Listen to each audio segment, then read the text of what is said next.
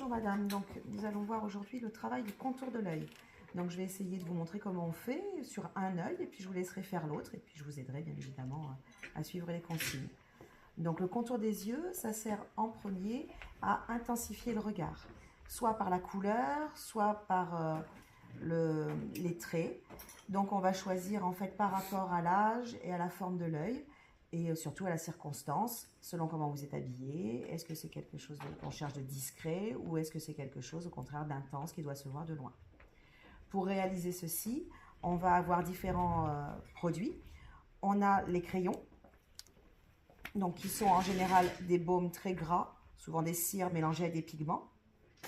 On va avoir les eyeliners sous forme de feutre ou bien sous forme d'émulsion, comme ceci, avec un petit pinceau.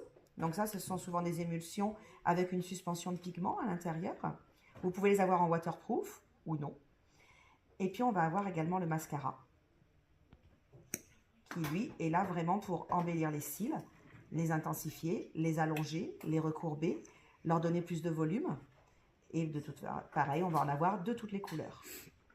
Le mascara peut être waterproof ou non, et c'est également une émulsion avec des pigments et souvent des produits très volatiles pour qu'ils sèchent et qu'ils ne marquent pas sur le reste des paupières, type silicone volatile. Voilà. Donc aujourd'hui, je vais choisir le crayon, puisque vous vous mariez.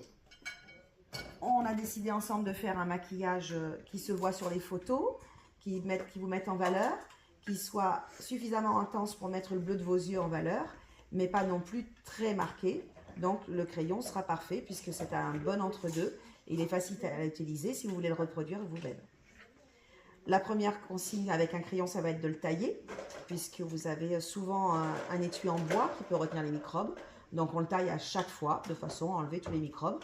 De plus, ça va le rendre très pointu, donc plus facile à utiliser, plus facile à suivre la ligne décidée. En général, que l'on fasse n'importe quel eyeliner, on va d'abord faire très très fin sur l'intérieur et épaissir un petit peu sur l'extérieur des cils.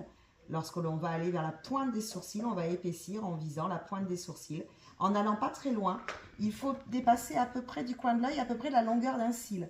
Le but du jeu, c'est quand vous allez ouvrir les yeux, que l'eyeliner se fonde avec votre mascara, un petit peu comme si c'était une frange de faux cils, mais c'est moins lourd, c'est plus discret, et puis ça peut vraiment intensifier le regard. On peut également amener l'eyeliner très près dans le coin de l'œil, ce qui va en fait donner un côté un petit peu plus chat, un petit peu plus étiré, agrandir les yeux, les rendre un peu plus intenses. Après, on a le choix